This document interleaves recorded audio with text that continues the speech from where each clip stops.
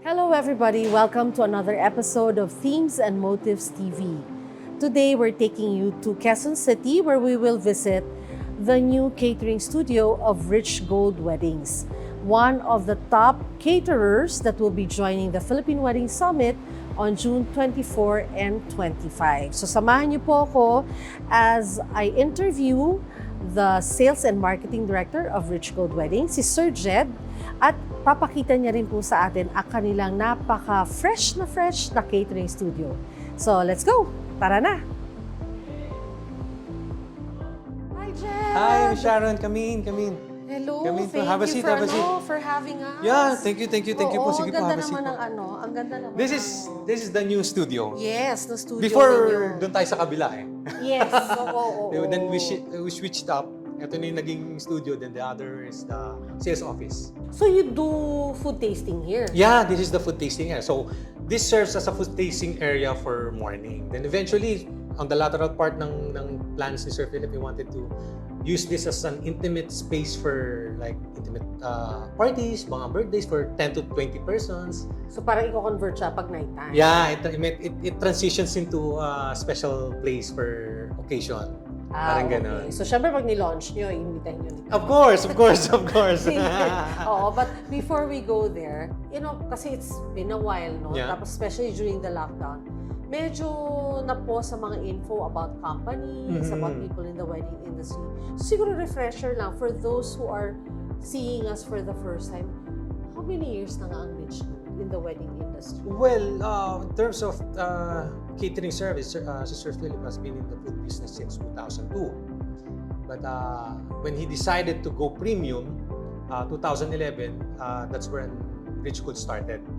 Before, it's just two of us. No, I believe when we go back, natatandaan ko, we used to go to bridal fairs. Themes and Motives, we used to scout yung mga bridal fairs na the two of us. And just to know lang kung ano yung nagiging facing and treatment ng mga na. And then, when he finally decided to be the major sponsor for Themes and Motives, the rest is history. Now we're So now here. first event ninyo, it's a Themes and Motives Bridal Fair. Yeah. Tapos you came in also as a sponsor. Oo, ganun. Binaliktad namin. Hindi muna kami nag-event. Nagpakilala muna kami na nagpakilala. I remember, nag-join kayo siguro twice or thrice as an exhibitor just to get the feel. Yes. And then pumasok as major sponsor ka agad. And you did the grand food tasting. Yes. And I remember, kayo lang yung may jingle. Yeah, the Richgold jingle. Parang sabi na, kakaiba. Sila lang cater na may sariling jingle. So, kayo yung nag-start ng trend na yan. Pero ang tanong ko, why wedding? Okay, number one, we do all events. Okay, just so happen we niche on weddings kasi talaga, let's face it, mas marami talaga yung nangyayaring wedding events than the other events like debuts. Kasi seasonal yan eh. Corporates are seasonal, debuts are seasonal, like JS Prom, it only happens on January, February. Once corporate naman, it happens normally on the lateral part of the year. So mga November, December, dyan lang yan. But the weddings is year-long eh. So, hindi naman, we didn't particularly focus on weddings. We just patterned everything on weddings lang talaga. Ganun ang Kumbaga ginawa. parang siya yung highlight mo. But Yes. you still do other things. But we do most of events naman talaga. So anong specialty mo when it comes to your menu? Any particular dish? Is it parang Filipino? Special dish? Siguro I would say one menu na hindi nawawala sa BEO, the Banquet Equipment Order Form, is yung open face lumpia bar. Deep fried I wrapper. remember that. Yeah. Hindi siya nawawala talaga with all events. Mostly all events, hindi talaga siya nawawala. It could be a corporate, it could be a debut, it could be a wedding. Lagi siya nandun. So yan ang best seller. Yeah, I think. Yan ang best seller na. But are you more parang Filipino cuisine o Asian o continental? Richgold, I think for us, nung kinoncept kasi yung food namin, it's more on the French Mediterranean. So, like what I've said, right before we started Richgold, Sir Philip, before he started Richgold, he makes sure with the executive chef na ito yung lalabas na menu with Richgold. French Mediterranean, pero lagyan ng twist of the Filipino twist. So, kaya meron tayong deep fried wrapper. Lumpia deep fried wrapper. In fact, meron tayong Korean beef stew. Yung Korean beef stew medyo may twist din ng pagka-Filipino yun. So ganun yung ginawa niya. Focuses on French Mediterranean but wag mong tanggalin pa rin yung culture ni Filipino culture. Okay. No? So parang fusion siya. Fusion of pa rin siya. French Mediterranean. Yes. So, I know you have standard menus, diba? But can your client customize? Let's say, Jed, can we take from this menu? Ito. Yeah. Are you open to that? Madaming beses actually. Maraming clients na opted to have other menus, other cuisines. Number one, that's where our chef comes in. So, pinapakausap namin yan with our executive chef to let them know na, ma'am, ito yung doable siya, but these things can be added, but you have to have this, have that. Merong mga additional, may mga charges, but minimal. No? So, on our case, doable naman po siya. Yun nga lang po, we have to get yung say ng executive chef namin in terms of how they will construct the food. Oo. Tsaka kasi syempre yung food may pairing. Yeah, it should be complement to each other para hindi siya pwedeng basta maglagay ka lang ng beef, pork, and chicken. Kailangan nagko-complement pa rin siya. Oo. And I guess it's important that you pointed out na they can customize or kasi it happens sometimes when may menu A, B, C ka. Yeah. And you want the dessert from A, you want the chicken dish from B. Yeah. And not necessarily bone composition, but you did point out you can customize, but you have to consult it with the executive chef to make sure na tamang blend of flavors. And of course, hindi naman sometimes, I think talagang you have to prepare for yung may adjustment sa cost. Kasi iba iniisip nila mas nakakatipid. Tama po. Pero may certain adjustments yan. Because sometimes, yung cost, when you do the costing, di ba? Yes. So, pag inilipat mo siya, mababago. Kailangan it should be the same cost. Pag hindi, we'll let them know actually kagad dun sa detailing part pa lang na there's an additional cost you have to pay if you will consider having this. Parang gano'n. It's good that you pointed that out. Kasi iba, parang na-disappoint. Nagpalit lang ako, tinaasan na ako. Yeah, I understand. You just have to explain to them what happened. Ayan. So that's a good point that inano mo. And you have the catering studio. So how important is food tasting for the couple? Wow, it's very important. Kasi number one, di ba pwedeng yung parang sa reviews na lang or photos na lang ang tingnan? Reviews is always there. Kailangan talaga yun. But number one talaga, kasi like what I've said nga sa mga client namin, isa sa mga may iwan sa'yo after the wedding is, number one, pictures and video. That's number one you should invest in. Another one is food. Kasi marami kang mga kaibigan na sasabihin sa'yo, ang sarap ng pagkain ng wedding mo, I like the food on your wedding, parang gano'n. So, you really have to take time or you really have to make sure na yung pipiliin mong pagkain or yung food tasting mo should be na factor mo yung mga guests mo. So, ano yung do your guests do not eat pork, meats, may vegetarian ka ba? Kasi you have to consider those things. Kasi number one, you're picking the food not for yourself, but for your guests. So, kailangan talaga yung pag-factor out mo ng pagkain o pagpili ng pagkain should be there. And talagang napaka-importante niya dahil sabi ko nga, isa yan sa mga may iwan katatatak sa mga guests mo. Yeah. Food.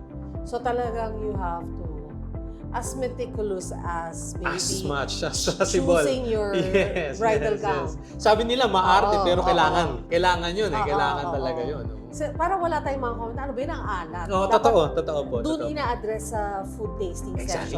Exactly. Opo. Okay. So this is in Quezon City. Yeah. Paano naman kung you're medyo, like, you're planning to do a food tasting in June, pero malayo ka sa Quezon City. Is there any way that they can try your food? Well, let me take this opportunity to also invite everyone this coming June 24 and 25 at the SMX Convention Center, where we'll be having a grand food tasting for 2 days. So it's organized by the longest and the grandest bridal fair, which is Themes and Motives. Thanks to you guys, Philippine Wedding Summit. So I'd like to invite everyone, avail our service there. You'll get certain freebies and discounts when you book us on the day. Iba talaga when you book in a bridal fair. Yes, Aside yes, from the oo. food tasting. Kasi para siyang ma'am, that's where we showcase. Para siyang paligsahan pang mga caterer. That's where we showcase the best of the best offers, like yung mga discounts, dun lang siya namin nilalabas. Tapos pagka hindi ka na nakakuha nun, maghihintay ka na naman ng another bridal fair. So everyone or every client really looks forward dun sa mga event na yun. Pero Jet, realistic naman. Kasi some people have the impression na, naku, sa bridal fair lang nila i-showcase yung okay na food, but yung regular menu nila hindi ganon. No. Do you showcase your actual menu? Yes, everything that we showcase is all actual. So what we, the one-time showcase is the freebies, yung mga hindi namin siya nilalabas on a regular basis para to invite everyone. Pero yung mga kung ano yung matitikman nila doon, kung ano yung mga bestseller ni Richgold, we all offer it. Yes. Even do you also showcase yung types of event styling na gagawin ninyo for those who will avail of the package? So again, Richgold Weddings is a catering that incorporates basic styling. So most of our clients get the basic styling of Richgold because they have the liberty to choose from the 9 different themes that we have. That's all you have part. themes? Yeah, we have themes. Ilan That's all to, part. sir? 9? Yes, 9. So we have the Travels in 4 Seasons, and we also have the Elements of Luck. So in total, that's 9 thematic styling as a part of the basic. Basic. Oo, hindi to upgrade. Wala pong upgrade. Kaya most of our clients, kasi alam natin yung mga kliyente namin, they put they allot budget for styling. So whenever they go to us, pag nalalaman nila, meron na palang basic, which is very nice naman, very okay naman, napupunta na iaalat pa nila yung budget nila for styling for another So it saved them. Talagang value for money. Yes. Hindi lang good food, but you also have good aesthetics. Yes. But definitely, we focus on the food. Oo naman. Pero kasi I think with us, parang halos kakambal when you go to a caterer, tinatanong mo, anong itsura? Para mas ma-visualize mo Yes. how your wedding celebration would look like. Exactly. So you've been doing this day in and day out, diba? So, ano ba to? Parang automatic na lang? Or do you feel a sense of accomplishment because you're part of someone's big day? I would say both. Anong I would say both. I would say there's an accomplishment and also kasi parang sa akin, parang minsan template na siya. Oo, diba? Sobrang dami, paulit-ulit template Diba? na siya. And then, minsan nagiging accomplishment na siya pag nakikita mo yung faces ng mga couple na they feel accomplished what they wanted to know, ano yung kailangan nilang malaman, nakuha nila yung mga kailangan nilang malaman, and everything. So, ganun. It's for me, it's both. Okay. So, pero may sense of ka talaga, a fulfillment. Of Seeing course. na happy ang Of client. course. It's milestone kasi for all the couples that we have. At saka pag happy ang client, nanganganak, no? They remember you Exactly. When they have a baby sa binyag, sa tuloy-tuloy birthday. na. I have that. Meron na ako from the wedding. Actually, hindi pa wedding eh. It started with a corporate event ng company nila. Then followed by the wedding. Followed by the wedding. Then followed by the baptism of their child. Dire-diretso na. Ganun naman. Napaka-informative nito. So, if there's one thing you'd like to share, no? Siyempre, papa-invite ko ulit yung couples natin. Yeah. But if you are to give tips to our soon-to-weds when it comes to choosing their caterer for their wedding, diba? The most important day of their lives, ano ang top 3 mo na ititip sa ating mga soon-to-weds out there? Ayan. Very good question. So, number 1, like what I've said earlier, number 1 is the food. They really have to make sure that the food, the quality is okay before they choose. Number 2 is budget. Hindi mawawala yun, yung budget. They have to know the budget. They have to get the right budget for the caterer. And siguro pangatlo na lang sa akin, yung bonus na lang sa akin yung mga freebies and discounts. Okay? But definitely, they have to make sure that the food is okay. Not okay. Kailangan talagang good talaga. And then, especially sa ating mga Pinoy. Exactly. Hindi ka pa papatawad ng mga bisita. Exactly. Kaya nga sabi ko. Pagka hindi nabusog, hindi ko kailangan yan yung focus on that kasi kailangan yan yung natatandaan nila right after your wedding. Aside from the photos and videos. So that's my top 3. Food, budget, and then bonus na lang yung freebies and discounts. Oh, that's good that you said that. Kasi I also, sometimes I see na ang unang labit sa inyo, what's your freebie? Hindi mawawala. Bonus yun. Hindi mawawala. But, and you can avail of this in the themes and motives. Yeah, there. again, we're showcasing our food and setup this coming June 24 and 25 at SMX Convention Center for the longest and the grandest bridal fair, Themes and Motives, Philippine Wedding Summit. You join us there, book us, and avail our service and get to have the discounts and freebies that you want. And for those who have not yet registered for the free food tasting of Richgold Weddings, we will be putting the link below so that you can register. It's for free. Pero kailangan nyo pong mag-register so that when you get there, meron na pong allotted seat for you. Yes. Kasi sinischedule po nila yan pagka marami ang mag-show up for the grand food tasting. Right. So please make sure that you register on or before June 23 for the food tasting hanggang June 23 po ang pre-registration. Ayun. So, thank you so much, Jed. Thank you. Excited na ako makita what your chef has plated. Yeah, ipapakita rin natin. Sure. So, we'll see you at the Philippine Wedding Yes, Summit. of course. Yes. Thank Okay, you. thank you.